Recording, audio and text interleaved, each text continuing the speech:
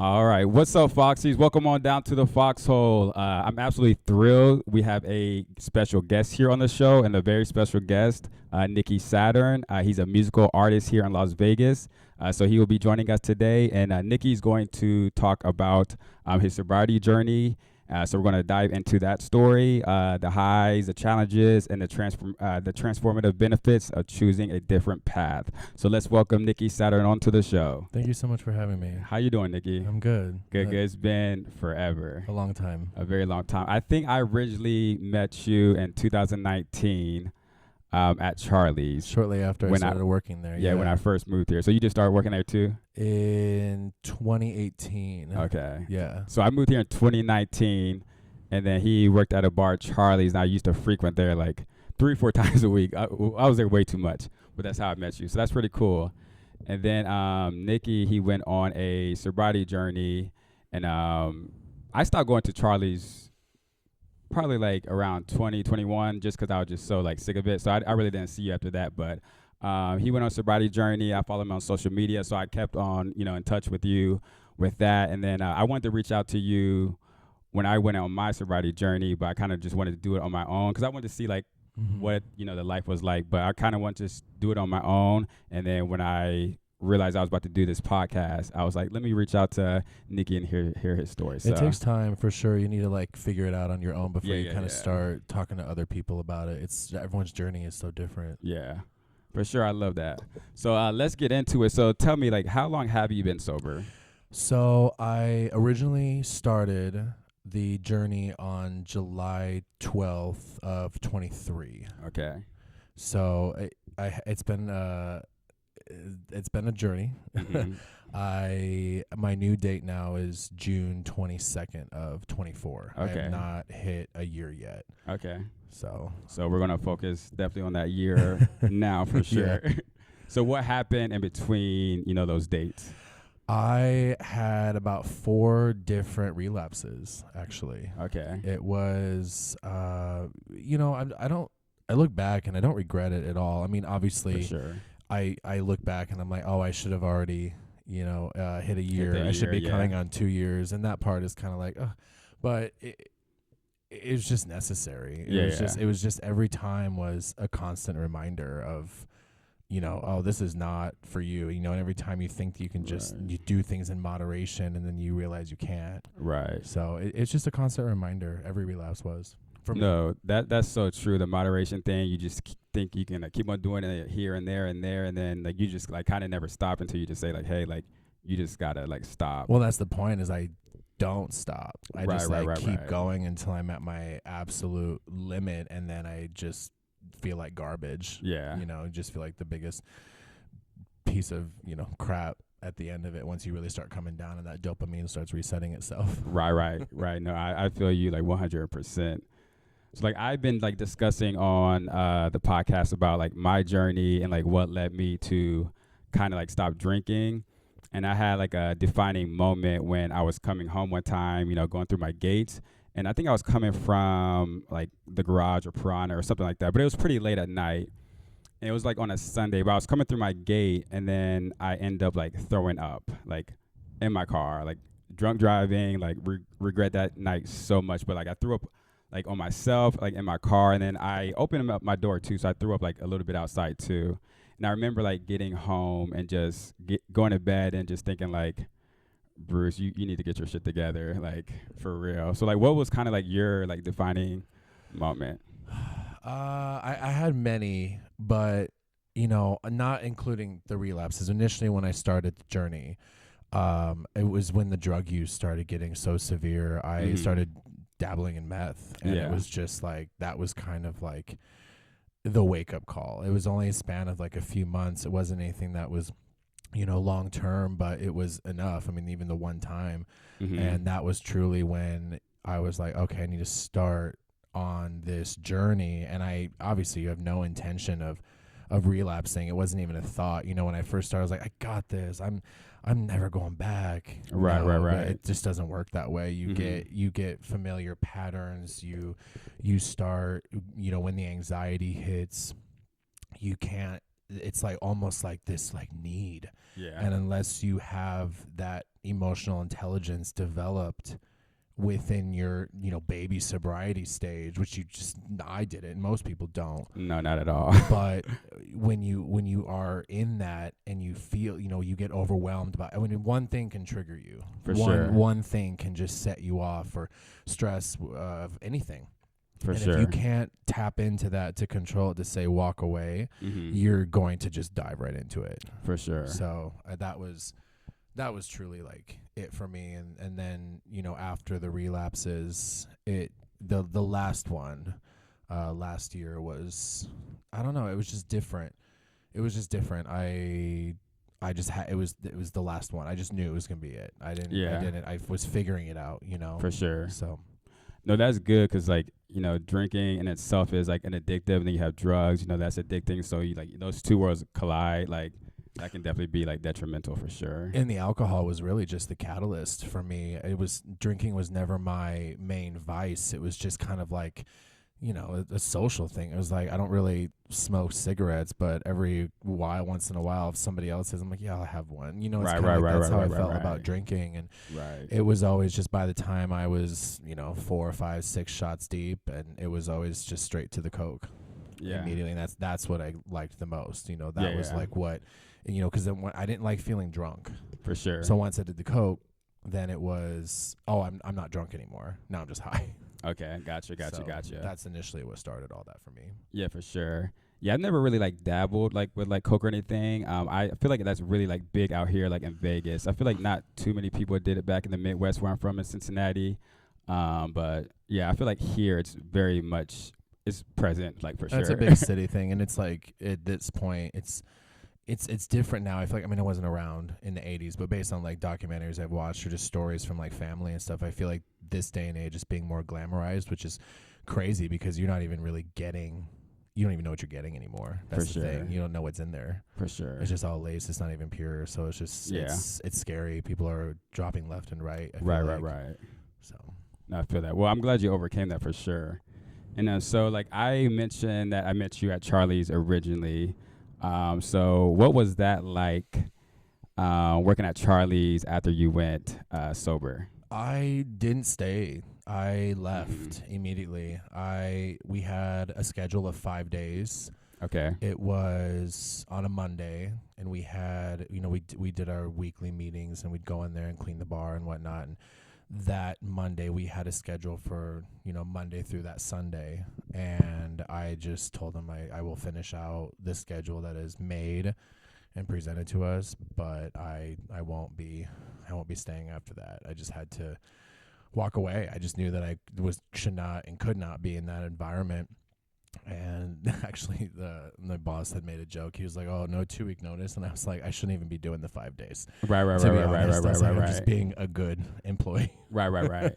No, that's good that you recognize that and you kind of got out of that atmosphere for sure. Because I know, like, some people would just, stick around into it, and then you still have those, everybody's drinking, you're still in that atmosphere. So you're really not like, I feel like growing or like progressing at that point if you're, still in that same atmosphere. I had to cut myself off from all of it. Everyone and everything that was associated with the bars. For sure. Everybody that I would hang out with. I literally just cold turkey. I just shut it all down. I stopped messaging the people I would party with. Yeah. They were friends, of course, but I just had to stop. I just immediately just started staying home. I would not go, even just to go out to, go even. I was like, I don't even care about right. Like, I need to not be in these spaces right now. Right. I just need to sit my ass down at home and stay here and figure this out. Right. No, that's good. Definitely glad to hear that you're able to get out of that. So that's definitely good for sure. So like along with that, like what were like kind of like the initial challenges you faced being sober? I think the biggest part was figuring out who I was going to be without substance. It was just kind of like, okay, this is a new timeline for me. Like, what am I? Who am I? Right. And like, how am I going to be? And it didn't really hit me like those challenges until I performed at Pride in Oh, it was 23. I performed at Vegas Pride, and Okay. it was the first time that I had performed sober, Sober. Okay. like 100%. Were you scared? I wasn't until I got on stage. Okay.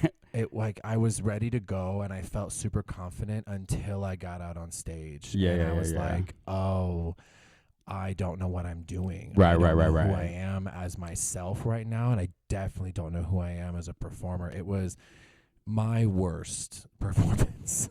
I mean, I look back on it and Yeah. laugh, but I was just flying at the seat of my pants. Yeah, It you're probably was, just so in your head. and that's, I think, kind of like, now I'm like talking about it out loud. I think that was kind of like what led to my first relapse, was just Okay. this like swirling imposter syndrome. It Okay. just was like, I was like, oh, I'm terrible, and I'm not supposed to do this, and like it just was just so much. Yeah, And yeah. it just felt like, oh, can I only do this when I'm, on something? Yeah, When I yeah. have liquid courage, powdered courage, whatever it is. Right, right, right. Yeah, I feel that for sure. Yeah, I remember I performed like this like rap medley like back in college or whatever, and like I had to like have a drink going on that stage because it was front of like it was only like 1,500 people, but still like I was scared like Only? shitless like because Still it was like one of my 1,500 people. I know like it was like one of my first times ever like performing like too, and yeah, like if I did that sober, I don't know if I would have got up on stage. I would have been so scared. And it wasn't my first time ever performing sober. I have a musical theater background, and I did Mhm. shows around town a lot, and that was never that was never me. I never had to do the shot or anything like Okay. that before I did musical theater. I think what was for me is I'm putting myself out there as myself. This is my art, my music, and it's when you do that, you're not going out on stage and playing a character and immersing yourself into that story and that character. You're being yourself, and I had to. There is that fine line of I'm myself. This is my art, but also like you're a character too. And I didn't For know. sure. I didn't know who that was, because before I was just part of my story and who I was I like to drink and do drugs. That was Right, my right. brand for a minute there. It's in my music. It's For just sure. in those songs I hear so differently now. For sure. But I would say that was probably just figuring out who I was going to be on this new timeline. Okay. You know. So do you feel like more comfortable performing now? Oh, for sure. I mean, I have stuff planned, coming up, but I haven't actually gotten there yet. I still haven't performed since that Pride performance.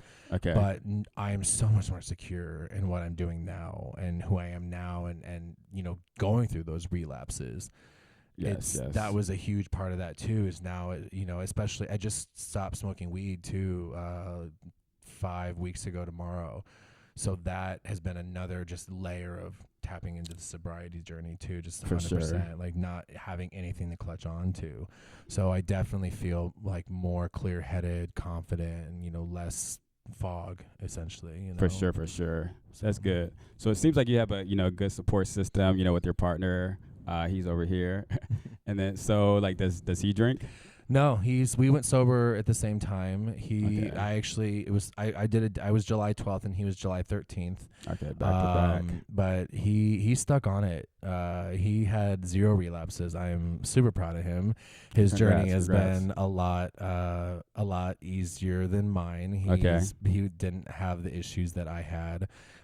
He's definitely hit his year. We've celebrated that. He's about to come up on 2 years. So Congratulations. Yeah, he's done. I love it. He's done really well. So I'm super proud of him. And having, and that's when I was going through my initial relapses. I remember telling him, I was just like, just let me do it.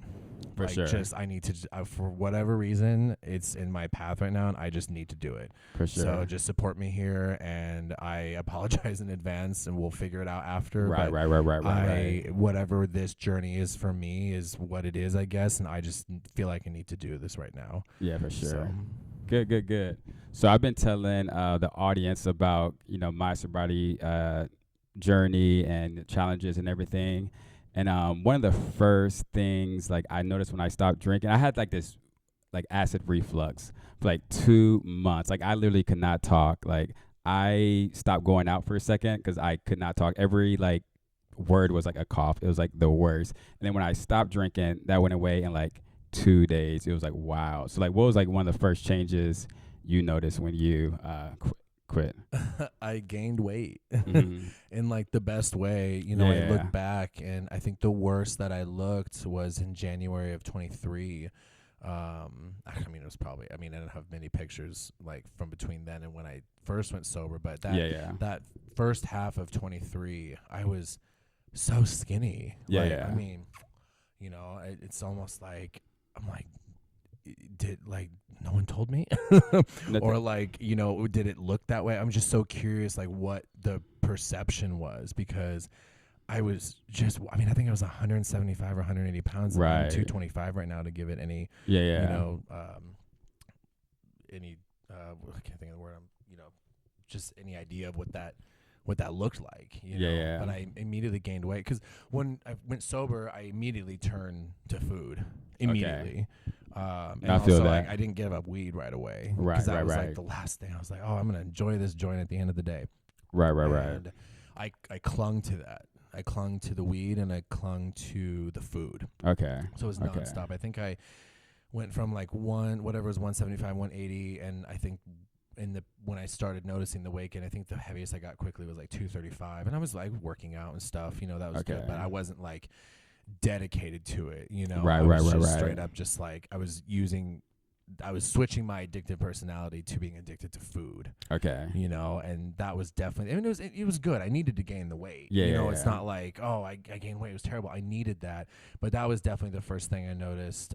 So you think the weight gain was more because you were like eating? Oh, for sure. I mean, Okay. because I wasn't eating when I was on drugs. Gotcha. You know, That I makes mean, sense. Yeah, like, right. especially when you're just like, you know, high for days. You Right, know, right, you're for just sure. not eating. You can't do it. Your body doesn't let you. You don't have an appetite. If you do, you're forcing it down. For sure. You know, so I was just eating and just staying at home, and I was totally fine with that. I don't look back and I'm like, oh, what was I doing? It was just lots and lots of fast food. I was like, whatever, I have weight to gain, so I don't care. Right. So I'm curious. So like growing up, were you like skinny? No. Okay. Not at all. I mean, I grew up in Iowa and Texas, back and forth, you know, divorced family, and I was constantly being either Midwestern food or Southern food. Like, it was just constantly. I was definitely a corn-fed boy, like beans and corn and all that stuff. Right. So I definitely was not at any way skinny. Okay. No, that makes sense. 'Cause like all growing up, I was just like skin and bones. Like I got bullied all the time. I got like picked on. It was like wild. And then I could tell like even more so like now from pictures, like how like puffy like my cheeks and stuff were. And then when I stopped drinking, like I kind of like reverted back to, you know, like being skinny again, you know, like how I used to be. But like looking at pictures and seeing the difference is just like, wow, like I can't believe like I look like what I did just because like growing up I was just always just like skin and bones. Yeah. Like it is wild. So like you mentioned that, you know, you stayed at home a lot, you know, eating. I stay at home like all the time now for sure. But there was a time where, you know, I kind of like got bored and just realized how much time there is now that I'm not out like drinking like and partying all the time. So what did you like end up doing like, you know, when you had free time? I really dove into working out. Okay. My shaman said something really specific to me. He said, use your addictive personality for good. He's like, become addicted to the gym, become addicted to your music, become addicted to bettering yourself here and there, whatever it was. And obviously we could quit drinking and buying drugs. So we just were like, wow, we reallocated our finances and we were like, well, we can afford Lifetime. So we can, we're just going to Lifetime's expensive. I mean, yes, but in retrospect, we were spending the money in the bars. I mean, that bill alone was twice that in a bar in a month. I mean, it really is. You can go out and buy a round for somebody. You're already $100 more deep. You're like, let's just, you know, if this is what we're doing now, let's just go to the really nice gym and just dive into the classes and do everything that we can and get our complete money's worth. So and I needed it. There's been a really good community and support system there. There's actually, you know, other sober people there. So there's a different kind of community that you get there. I didn't know it at the time. I thought I was just, you know, going to the nice gym, but I needed that. Good. I needed that there. So I would say that's probably the main thing, but I really was able to, I had no distractions, so I was really focused on the music then, and like Right, where I was right, going right, to go right. and what I was going to do, and kind of coming up with a 2-year, 3 or 5 year plan. 'Cause Okay. things can always change, but Cool. That's good. I love Lifetime. I had it back like in my early 20s. So expensive. I think I like paid like $70, $80 a month. But back then, well, still kind of am, but like just financially, just ignorant and just not good. But I love Lifetime so much. I definitely I would definitely look into it, like getting it again in the future for sure. But that's good. You found a good community there. I wonder what it's like at the one in Summerlin, because that's the one I would go to. Which one do you go we're Green to? Valley. Green Valley. Yeah, Okay. for Nice, sure. nice, nice, nice.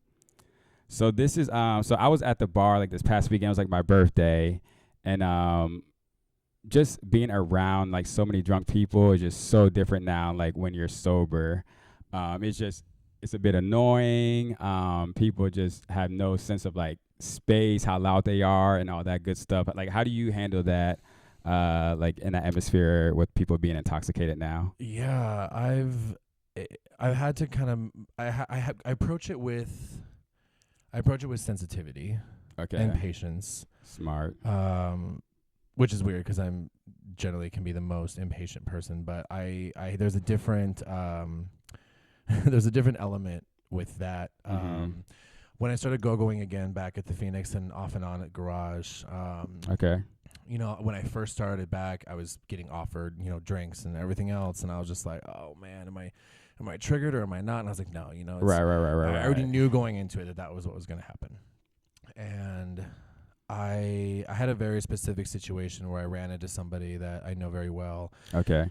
and I hadn't seen them in a very long time, and they were so far gone. I mean, just like imagine, Right. just Right. the slurring, the eyes, Right.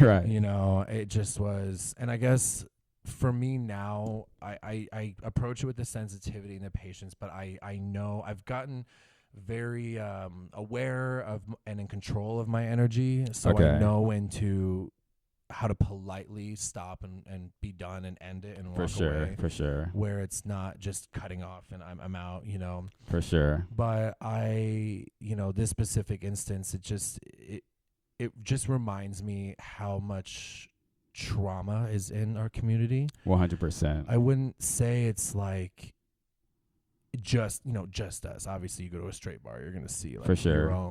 their own kind of For scene. sure. But for us, we have a trans community, we have a gay community, there's a bi community, there's so many different of us in our little alphabet mafia, and For sure. there's a lot of trauma with that, right? And There people is. who have been kicked out of their house or not, or going through their transition of figuring themselves out, and 100%. don't know who they've been and who they are now, and it's very it is hard. It's very hard for me to see. Right. Because For sure. now that I've done my deep work and done a lot of like spiritual medicine and stuff, I've become conscious and in tune with what my pain is with that. For sure. And I've dove into that. And when I see this, and when I was talking to this person, the only thing I could see intuitively even was just how much pain they're actually in. Right. And Because you know that's- them personally, so you like knew them. Yeah. And that's probably the hardest part of it all, is Mhm. because it's not my job, it's not my journey. I'm not going to For be on a sure. soapbox. I'm not going to sit there and preach my sobriety and you should do it too. And because that's Right. not, first of all, it doesn't help. They're not going to listen. It's not, Right. and it's not my job. Right. So it's just hard because you want to change people, and you want to help, and you want to not change Right. people. You want to be a source of inspiration. And Yeah, maybe, I understand what you're saying, look yo. what it's done for me. Like, I want this for you too. Right. But it doesn't work that way. And it's happened on more than one instance, but this specific scenario, it was really hard. So I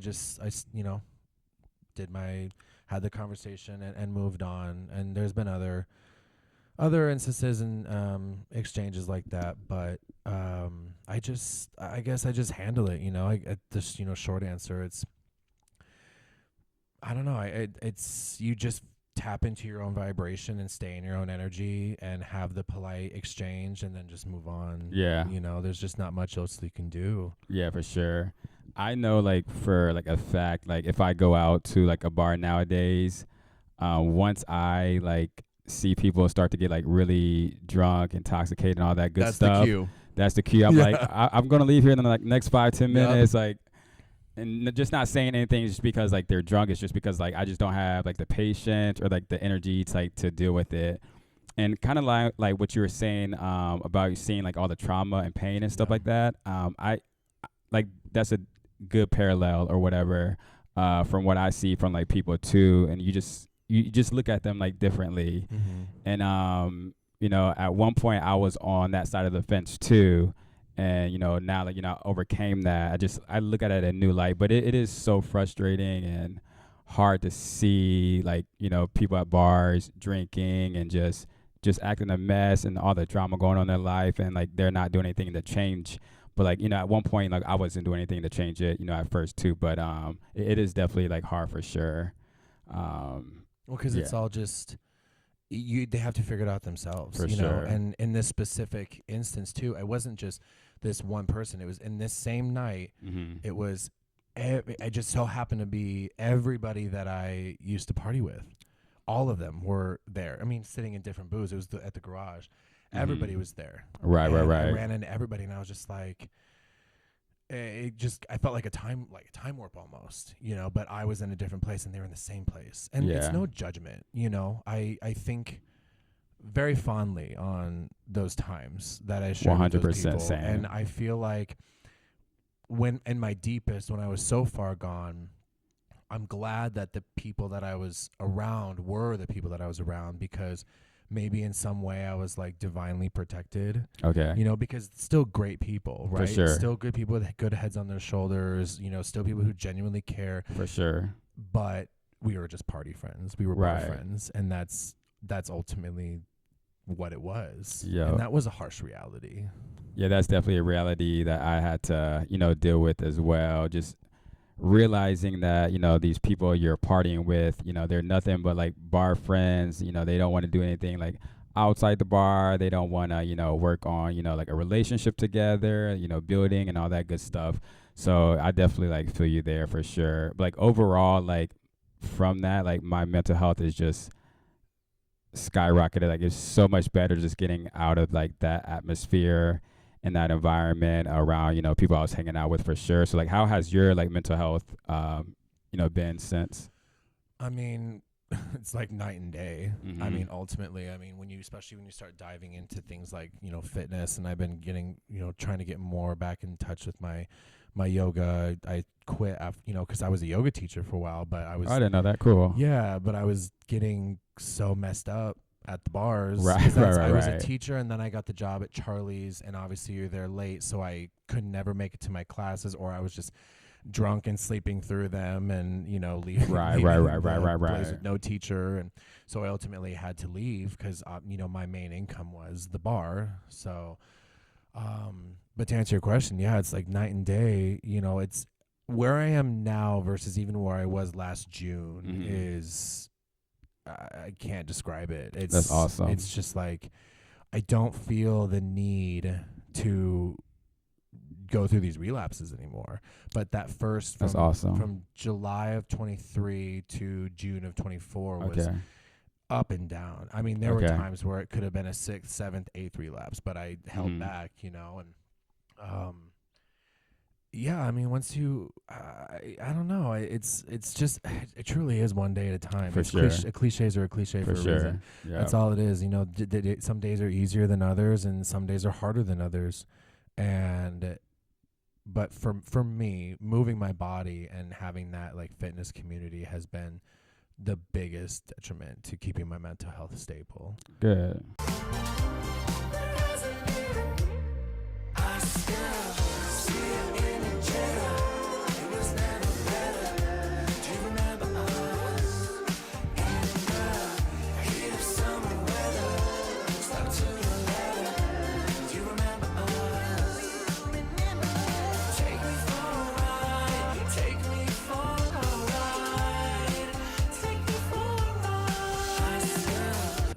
Good. That's good to hear. So we kind of just touched on it a second ago, about bar friends. Once I stopped drinking, it was February of 2024.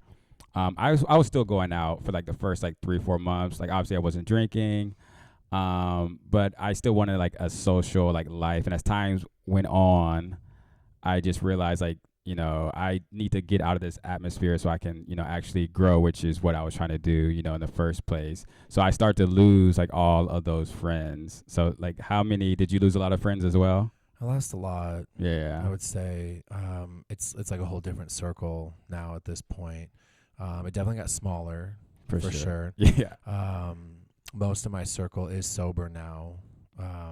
cool. We keep in touch on the gram and follow each other's lives and still, keep tabs. But, ultimately we're just on different paths right now. For sure. I don't want to be in, I agree with what you say. You want to have like a social life.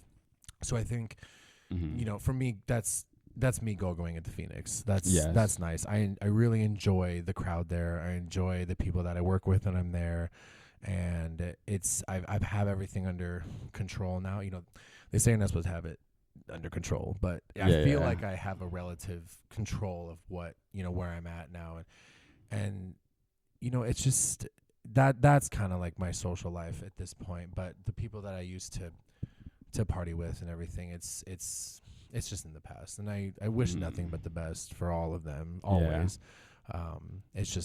It's just not my vibration. Yeah. No, I relate to that like on a like spiritual level for sure. Like I can honestly say like in Vegas, I legit only have like 2 actually like real true like friends. And like outside of that, like everybody else was really just like bar friends. And now that, I still have like 2 or 3 of them, I'll see like every like 2 3 months.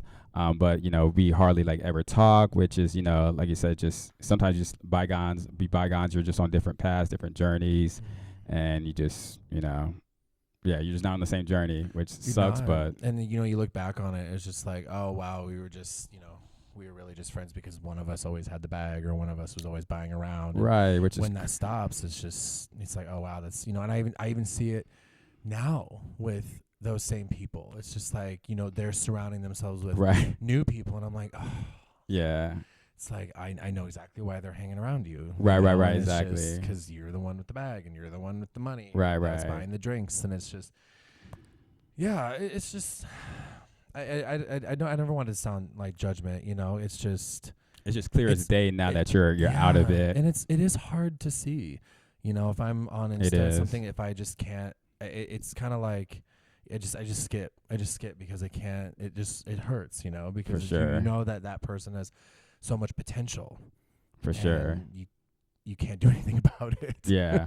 No, it's the worst. Like I hear you 100%. I just went through that this past weekend when I was going out, and a fight didn't break out, but drinks were thrown, and that's when I got the hell out of there. But I'm just like, you can do just so much better than this. Like I know you can, but it's just like we're on our own time. Exactly, it is. You can. I've always been naturally like very intuitive and in touch with energies around me. For sure. But now that I don't have substance like weighing me down and messing with my brain and my spirit. I mean, they're called spirits for a reason, right? And when you get to a certain point, your spirit just abandons you. So when you get into these spaces and you're fully aware and you're clean and you see it for sure. You just see nothing but you can almost read people. I mean, 100%. I don't know if I'm speaking for you, but no, it's the same. Yep. If when you're aware and you're in tune, it's in the air. You can just feel like people's demons just going with them, and they're with them right there on their shoulder. And for sure. It's definitely like you said earlier, when you see there's like a cue, you can feel the energy in the room. People are starting to disappear. Yeah, always. And that's always. when it's like, okay, it's time to go. Right. We went to a friend's birthday party. I don't know, it was maybe about a little over a year ago. Mm-hmm. We didn't want to go to the bar. For sure. We wanted to go to dinner, and we wanted that was it. They wanted to go to Piranha, and they were like, please come. And we weren't really ready to be in that space yet because Piranha alone is just It's a whole different level. They're like it's not like garage where you just sit down and chill, talk to your friends. It's a whole different ball game. So many bodies and low ceilings, and it's right, just right. I feel very claustrophobic when I'm there, and so I had just gone through my first relapse at this point. So I was not ready to be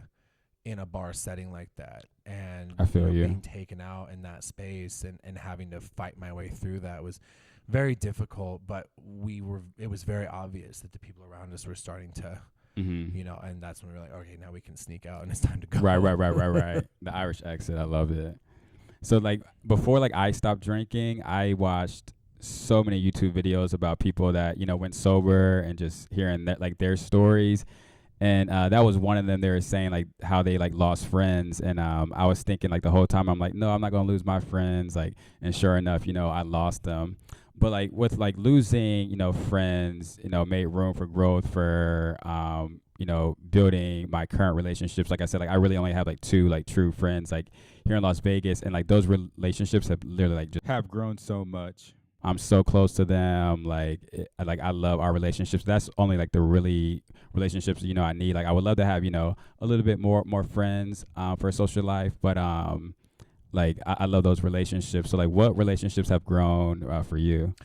Well, my partner and I have grown a lot closer to, we were both us together, not like being sober was dangerous. Okay. It was because both of us toxic. were just toxic in the sense of like we were not our best selves. Okay. We had a blast. I mean, we right, for sure. There were, we'd be getting home in the afternoon the next day, we would but that was the problem, is that we both never knew when to call it quits. So it was just, if we kept going that way, it was going to be detrimental to ourselves as individuals and as a partnership. For sure. So we've gotten really close and being that support system for each other as well. And then another friend of mine that I met when I worked at the dispensary through COVID, because I left Charlie's, when we shut down initially. Right. We reopened.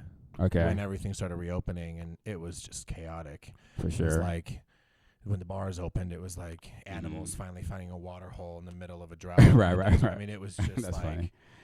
It was horrible, and I said, right. Back. So I got a job at a dispensary through COVID, and I met a couple of girlfriends there, and one of them has gone sober with us, and we're kind of like our own, between me and Marcel and her, we're kind of like our own little meeting. Oh, that's awesome. I tried doing the meeting thing. I never have. It wasn't for me. Okay.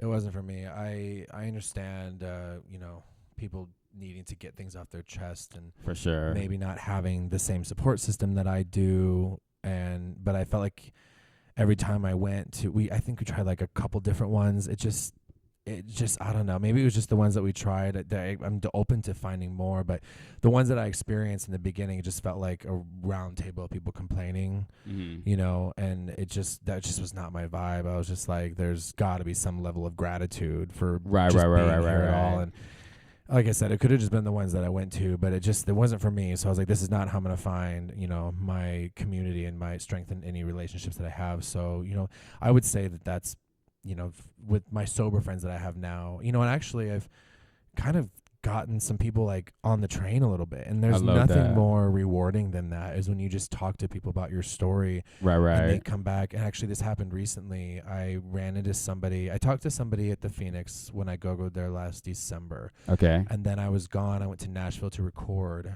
and I didn't go back until end of February. And I saw them again, and they were like, oh my God, I couldn't wait to see you. I've been 2 months sober since we chatted in December. I love that. And that just was like, it just felt like there's just a bigger purpose here. For sure. And it just was like, you have to tell your story. You have to talk to people when they invite it. Right, right. When they talk to you about it, when they bring it up, when they reach out and ask questions, of course, but it's not so much like the relationships that I've already had that, have just been strengthened. It's the relationships that I'm cultivating now, Okay. like where I'm at now in life and the people I'm around now. Okay. So Yeah, that's great. Like I get like a lot of questions too, because like, I'm open about it. I post that I'm sober, like all over social media, and I just love getting those questions, and I make sure like I respond to those like as soon as possible, and that's definitely one reason that inspired me to start this podcast, because just answering people's questions, and also just kind of just for like my mental health. I feel like this is kind of like my like therapy. Those sessions, like you were saying, like that's definitely not for me either. Like I've never like done like therapy either.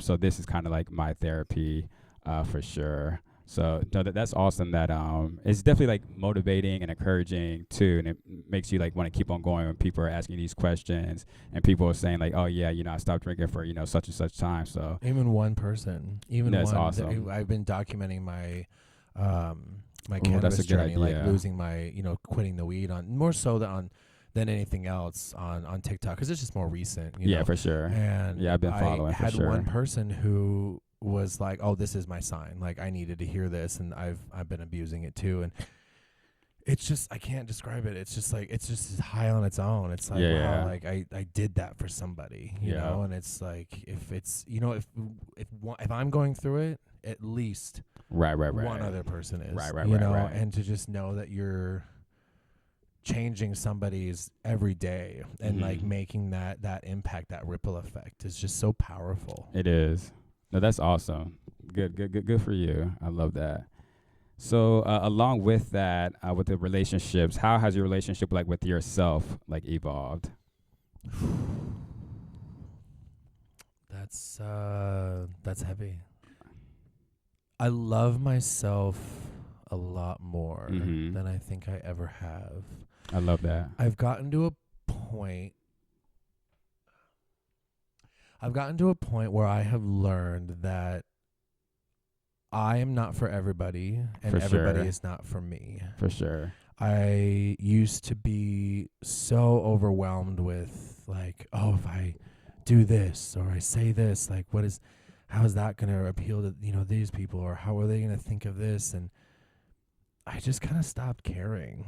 I think that just comes with age too. I'm 33 now, and when you start kind of getting into your 30s, there's something that like clicks where you're just like, okay, I don't have time. Like, right. No, I feel that goals, for sure. like I'm doing this, I need to do this. I'm not going to worry about what everybody thinks. And it's ultimately that it's, just everybody is not for me. So I've just learned to accept, like, when I was in my 20s, especially working at Charlie's, like being in the gay scene, like so predominantly like that, the body issues that come with all of that, it's for like sure. That was probably like the biggest thing for me. Is my early days of Charlie's, I was just not eating.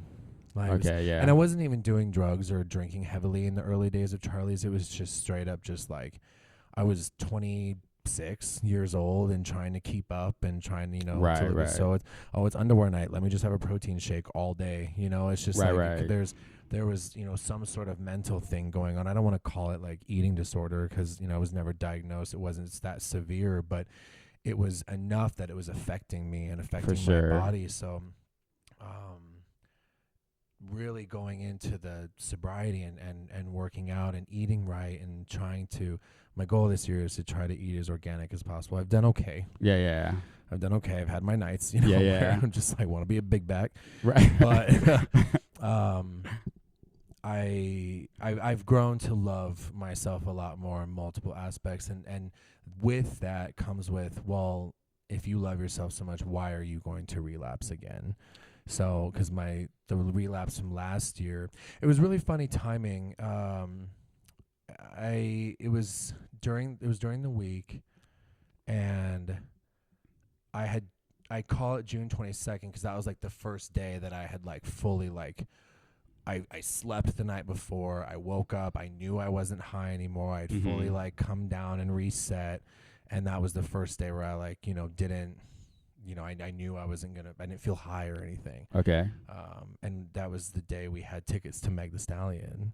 Love her. It was just like the timing. It was just like, when she gave her whole speech on like loving yourself. Okay. And was showing up for you. And it was just like, it was just divine timing. I was like, I don't regret this, even though I felt like garbage. Right, you know, like, right. I was like, I don't regret this because clearly I'm supposed to be here and I'm supposed to hear this person Exactly. tell me this. And it was and that day is so special to me now. Like being my, you know, again, it sucks. Like I should be going on 2 years sober, right? But it's special to me now because I have that, like, there's like it could be a very small connection, but it is still a connection from me to her. Right. I felt that, you know, when she was talking, it felt like she was talking to me, you know, For and I'm sure. sure somebody else in that audience felt the same way. Exactly. But yeah, there's like the power of like influence and telling your story, right? For You know, sure, going for back to sure. that. So yeah, I think that. Did I answer your question? No, I feel you like definitely I feel like did. I went on a little tangent. No, you definitely did. No, I love it. Like I was gonna say too, like in a sense, like I love like myself like so much more than what I did like when I was, you know, going through like all my issues. And for the like longest time, I didn't even realize like I was in a like depression until like I got out of it. And then once I realized that, you know, I was start working on myself, and like there's a long period of time where like I literally did not like who I was like at all. I feel like I was someone else that I've never even seen before. Like I like. Did you ever like look at yourself in the mirror when you every were just day, like and I was like, "What the hell, like, Bruce?" Beyond, you just like you can just see you're looking at yourself in the eyes in this like mirror, which is already in a world of its own, right? Yeah. So you're looking at yourself and you're looking in the eyes of this other being that's just you in a mirror, and you're like, well, It's horrific. You're gone. Like It's who horrific, are you? yeah. You're gone. Why are you doing this to yourself? It's awful. Yeah. You really look at yourself and you're like, I despise you for doing this to yourself. For sure, yeah. Yeah, I remember doing that every single day, like not liking like who I was. I didn't like my body like for the longest time, and I was just like, this is not like who you are. Like you need to get back to who you like you used to be, and you know, embrace who, you know, you're becoming now. And now like waking up every day looking in the mirror, like I just like I love myself now. And like for like almost 2 years I definitely could say like I didn't like love myself, and like to like just have that love for yourself again. It's like beautiful. Like you don't love yourself when you're doing all that to you, when you're going out and just getting so sloshed. yeah, That you're just that's beyond, facts for sure. You know, you don't, because you're not only just ruining your body, you're messing with your mind. You're your changing mind, your brain chemistry. For sure. You're failing yourself. I mean, it's straight up poison. for sure. All of it. You know, I wish that I could be that person who just goes home and has a nice glass of wine or a bourbon on a square cube of ice and just Right. enjoys the you know. But I'm like I can't believe I went sober before I got to try Beyonce's whiskey. You know. No, I thought the same thing. Like I probably wish can't could afford it, but like, I was when I came out, I'm like, God damn it, Yeah. like, and I can't go back. No, yeah, you know, it's just I wish I could be that person, but I'm just not. It's just Right, not, for sure. You know, especially with alcohol, because the alcohol just leads to the drugs, because it's what my brain is associated everything with. You know, I was a whiskey guy, so the minute I drank whiskey, my brain was like, oh, get the Coke. Yeah, Where's the bag? for Who's got sure. it? You know, it was just it was almost instant. I could fight it. My brain didn't want to. Yeah, for sure. Yeah. So I'm curious about this. So, like, when I'm out and somebody tells me to like hold their drink, like I get like kind of like nervous and like scared and like shaky, and I don't know like really like where it comes from. 'Cause like I wouldn't say like I was like an alcoholic by any means. I was just, you know, drank a lot like on the weekends, but like it makes me nervous like when somebody tells me like to, like hold their drink. Do you ever like get that, or It hasn't happened to me it yet. hasn't? That's weird. That's No, crazy. I It happens to me all the time. Like what the hell? Well, because generally, you know, these days when I'm out, I'm out working. You know, so Okay, once okay, I'm okay. like, I go and I'll mingle a little bit, but ultimately, once I'm like done with this set, I'm just kind of walking. I'm just going out and cooling off. Okay. Or I'm just back changing in the dressing room. Okay. It hasn't happened to me yet, but thinking like right now. I mean, obviously, you never know how you react, you know, until it happens. But I would say I wouldn't do it. Yeah. It's just a little too close to home. For sure. That's it. There's some times where like I'll hold it for a second, and there's other times I'm like, sorry, like I can't do it. No, I mean, like, and it comes with like, it kind of goes back to that. There would be times where I didn't even need the drink. I just wanted it to have like almost like is placebo the word? Like, oh, I want to go dance, but I don't want to dance unless I have a drink in my hand. Yeah, placebo. Yeah. You know, it's just like there's almost like I I don't know if that's the word, but it's just like, it's like You want to feel like welcome, like that you're would like be a trigger in the in crowd. like, yeah. I have a drink in my hand, like what does that mean, and I feel like I would just overanalyze it. Yeah. Could be as simple as I'm just holding it for a second, but no, you never know how you're going to react to that. So what do you like what like kind of beverage do you get when you go out? Now, Like the liquid death or well, yeah, honestly, this has been this feels like cracking open like a cold one. I don't know. I have no, it looks like a beer. Well, that's the whole point. I guess the Exactly. guy, like, he's sober, the creator. That was his whole point, was that people like in bars could feel like they kind of like belong. Yeah. I mean, not only is it just like really good, but it just makes me feel like I go home and it's kind of like something I look forward to. No, for sure. But generally bars don't really have it. I'll do like, my favorites have been the Stella or the Heineken Zeros. Okay.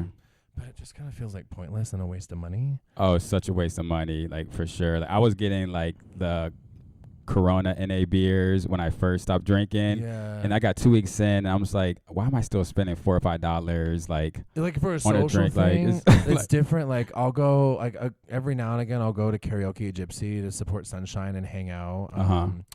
And I'll grab like, I think they have like the Stella or the Heinekens or whatever. Yeah. But I don't know. It's truly just a social thing. It's just having something in your hand. That's it. No, but I once get that finish for it, sure. I'm not getting another one for sure. because it's just getting water beer. Yeah. So Yeah, so I switched to like water, but then I started getting questions from like outside people that didn't know like I drank, and I hated getting those questions like all the time. So then I started asking like the bartenders, like, just put a splash of cranberry in there. So and you have to watch too, because I always watch, always. They handed me if I didn't look at it, they handed me a real beer.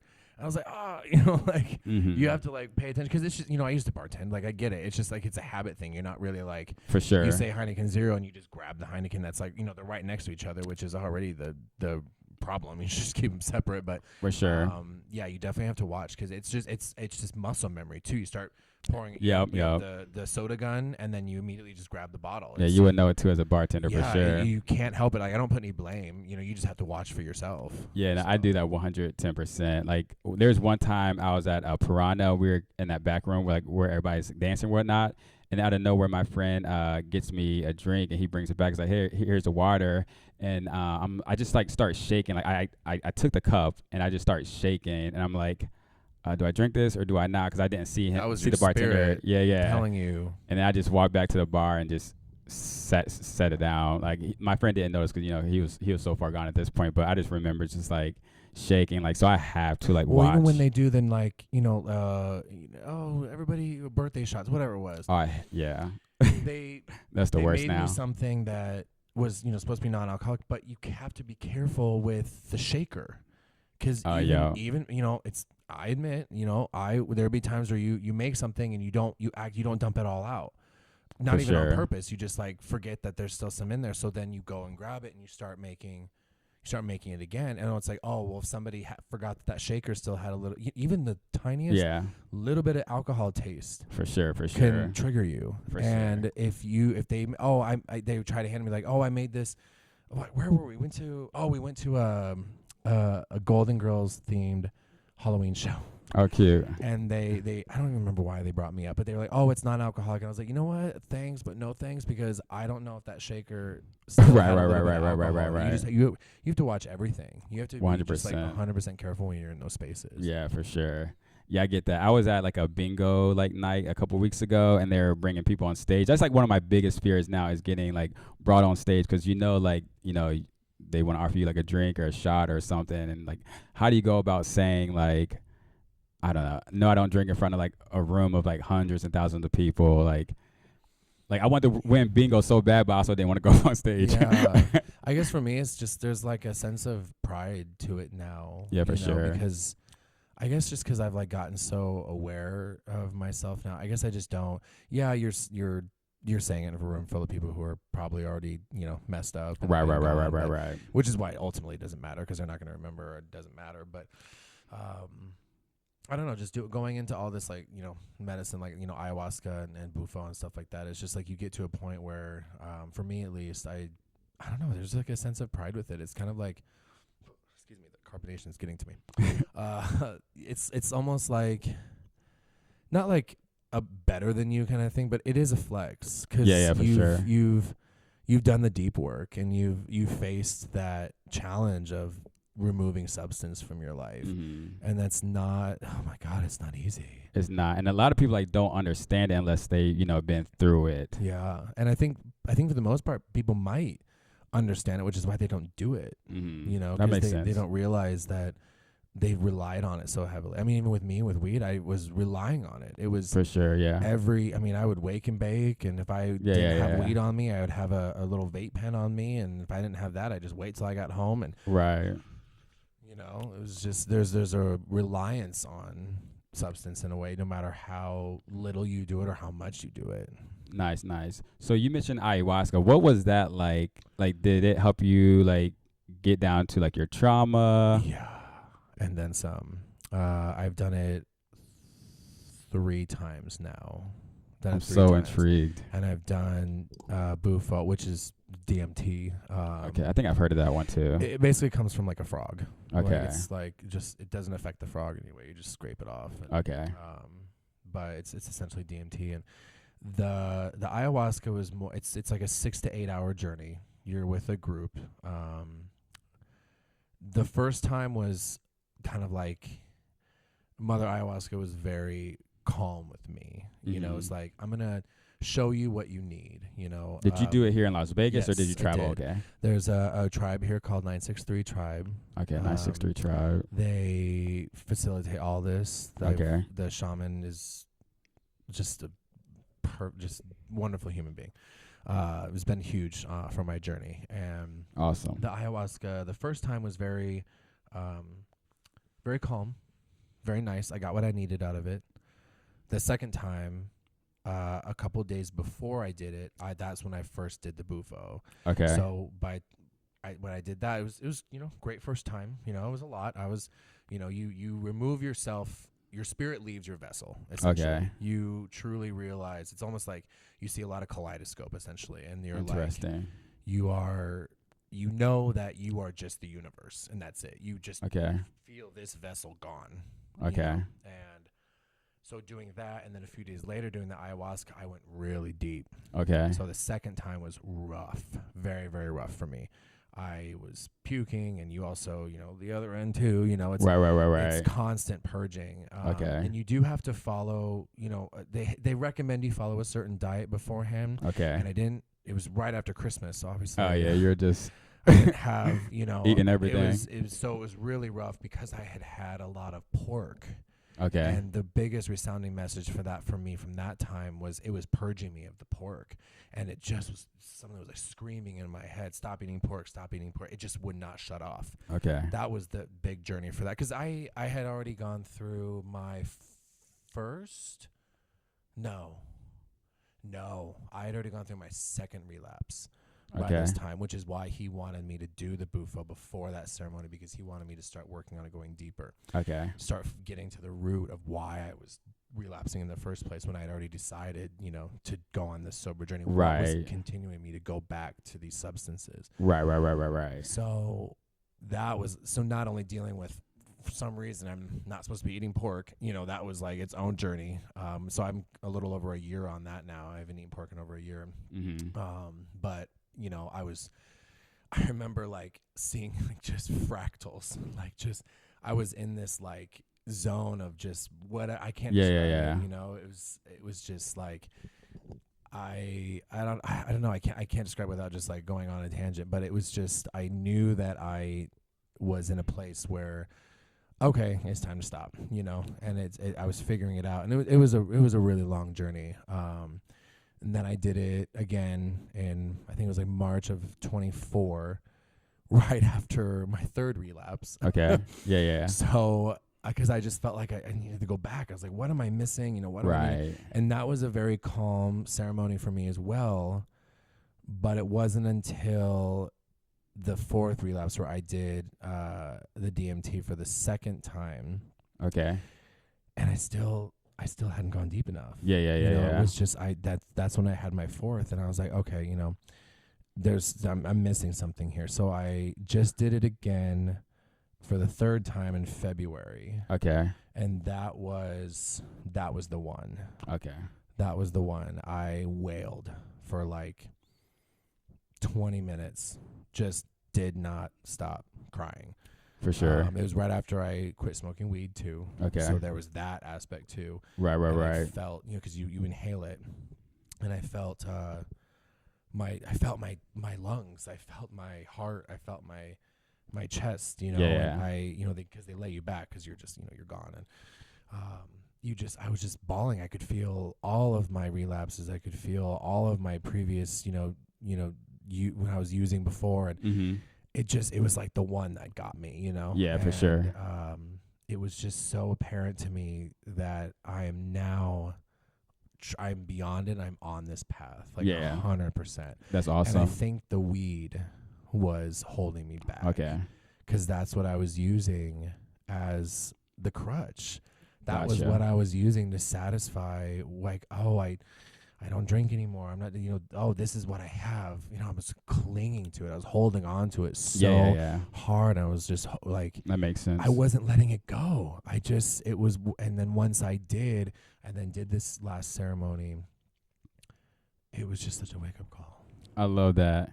Yeah, because like I'm California sober, and I like to do edibles, and I can honestly say, like, that past year of not drinking alcohol, like the edibles, like for sure, like led me like down like a path of like just working on everything. So I couldn't imagine like what the ayahuasca like would do for me. Yeah, and like some people can. I mean, you can take an edible and it's different, but I was just using it as a crutch too. I was abusing it. I wasn't using it as this plant as medicine. I was using it as drugs. I was just it was the crutch, it was all I had left, and I couldn't wait to get home and light up the joint. I couldn't wait to get home and just be high as balls and edibles watching right. Abbott Elementary. Let me laugh my ass off, like right. It was all I would think about. Okay. And I always knew deep down, deep down, I always knew I was going to get to that point where I realized that I was done with the weed. Okay. I don't know if I'll be done with it forever, but it's for the foreseeable future for me. For sure. Because of what I realized in that last ceremony, I was smoking since I was 19. Okay. Like almost. You say you're 33 now? Yeah. So it was just like, and it was like nonstop, especially my early 20s. Okay. I mean, just bags and bags and bags of weed with friends that I was with at that time. And it's just been abused all this time. And, the shaman had a very good conversation with me about it, and I don't know, you just get to a point where just your brain finally is like, okay, Yeah, for sure. Yeah, anytime I need to like do some deep thinking, I go ahead and like pop an edible and just like sit over there on that couch and just think. It just allows me to like, it opens up my brain to like places like I didn't know my brain like can go. Yeah, because it's still medicine. For sure. You can just see like so anything, clear. You start abusing it, and the effects go out the window. Right. No, I feel you for sure. No, that's awesome though. So like you were telling me earlier about the guy you saw, and he did 2 months of sobriety. So like what advice can you give to somebody that is looking to go on a sobriety journey? If there is like ever a time, whether you're sober or you are under the influence, if there's ever a time that you tell yourself, I should maybe stop, I think that's your cue. Like that's kind of what I've told people, like, for sure. Oh, I feel like garbage, I'm never drinking again. That's like I think it's like supposed to be like a joke. Yeah. But it's not. Like, because you're feeling that way and you're thinking that way for a reason. So if there's ever a time where you're like, oh, I might be doing this too much, or maybe I should stop, that's your higher self and your spirit like trying to communicate with you so desperately, but because you are so far gone, you're not processing it. And even when you're sober, if you're thinking that, you're just fighting it at that point. No, that's totally true. Like I stopped drinking February of 2024, and I had Happy 1 year, by the way. Thank you. And I had originally started thinking about not drinking probably around like September, October of 2023. So there was like a good 5, 6, 7 months where I'm like, should I not? And that's when I was watching like those YouTube videos all the time about people's testimonies, and then just got to, point where I'm just like, the time is now. So like I didn't know like prior that I needed to stop. It was just like actually like stopping, like making that, decision, because that's something I've been doing for, so long, and just, stop something that you've been doing for so long is, it takes some time for sure. Well, yeah, I mean, even just going back to like just my relapses, you think it's so easy. Oh, I'm gonna stop cold turkey. I'm gonna do this. Like this is gonna be best for me. It just doesn't work that way. Right. I mean, at least, in some cases it does. It does. He never like, he didn't. Maybe he felt the urges, but never like acted on. For me, I had to. It was almost like, it was just part of my path. Like almost, it was like I could feel it in my entire spirit. It was like I guess I don't have to relapse, but I almost have to, like, to get to the root, to really just realize like this is not going to be a perfect journey, and I'm going to have to just figure it out as I go. Yeah. Well, that's awesome. You got a good support system with you two, and you guys were able to, come out of it like together. And that I think that's like an awesome story. And then, so I guess like the last thing I kind of want to ask you, as mentioned earlier, Nicky is a musical artist. So what, like, do you like talk about your, your story and your music at all? I do. In fact, I am writing my very first record right now. Okay. It's going to be full length, 10 songs. Okay. And I would say a handful of the songs are about that journey. That's awesome. Now that we've kind of have it all put together, a lot of the demos are nearly finished, and it's finished enough that I know what the story is. Okay, that's cool. I'm now I just can begin like crafting it. It's very much about just the journey of moving through, like, when I was in my 20s and where I'm at now. It's very second coming of age, my mistakes, where I did people wrong, where people did me wrong, and how that correlates, and how all that is intertwined on its own. For sure. There's definitely a story from, start to finish. And so far I'm really, really proud of it. That's good. When is it going to be done? It'll be done later this year. Right now the talk is releasing early next year. Okay, cool. But I will be starting to roll out the singles this summer. Awesome. Definitely looking forward to hearing those for sure. So along with that, my last question, who is like your dream collab? What artist would you collab with? Like any artist out there? I believe that the first thing that comes to mind is, it's maybe not necessarily like the right answer, but it's your intuitive answer. And the first name that came to mind was Doechii for me right now. Nice. I love that. Not only just because I love what she's doing right now, but she's also sober. So I didn't know that. Cool. Yeah, she is, and her journey. I feel like, she hasn't. I don't think I've seen some interviews she's talked about it, but just kind of from you sometimes you just feel like connected for sure to those people and like their stories. You don't necessarily know why. Like I feel that way with her. That's awesome. And that was just the very first name that came to mind. So I don't know if that's my true like dream collab, or if that's just my intuitive answer, because that's like what I truly want. I don't know, but I'm just gonna go with that one. That's awesome. I don't know much about like all the new artists out there, but all the songs I've heard of hers, I definitely do like. Other videos I've seen, I definitely do like, but I really need to like tap into like her actual like albums and stuff like that. I think I would enjoy them for sure, since I like a lot of the singles. So yeah, I appreciate it so much. So like, tell everybody where they can find you, like on social media, check out your music and whatnot. Nicky Saturn on all the streaming, on all the socials, just NICKY and Saturn. I got lucky enough to get the handles. I think TikTok is Nicky Saturn Music, but other than that, I got pretty lucky to like grab the handle. So yeah, that's like the worst. I went through that too, like with this podcast. I think TikTok is like the only one that's different.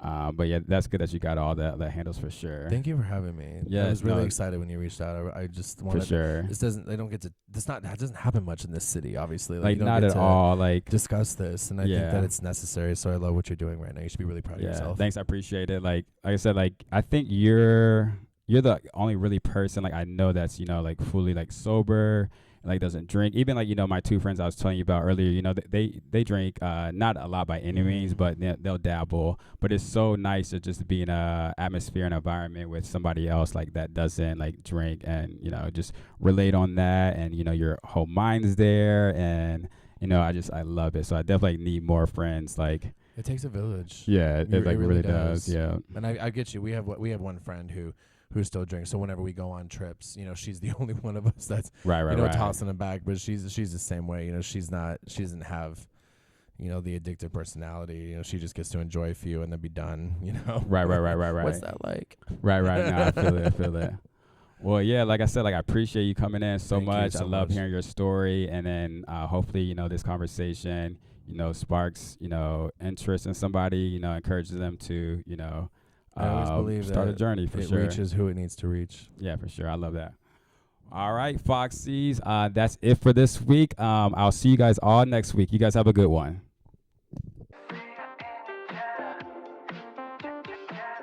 What's up, Foxies? Thanks for watching. Make sure you like, subscribe, and hit the notification bell. And be sure to follow me on social media at the Foxhole Pod. See you next time.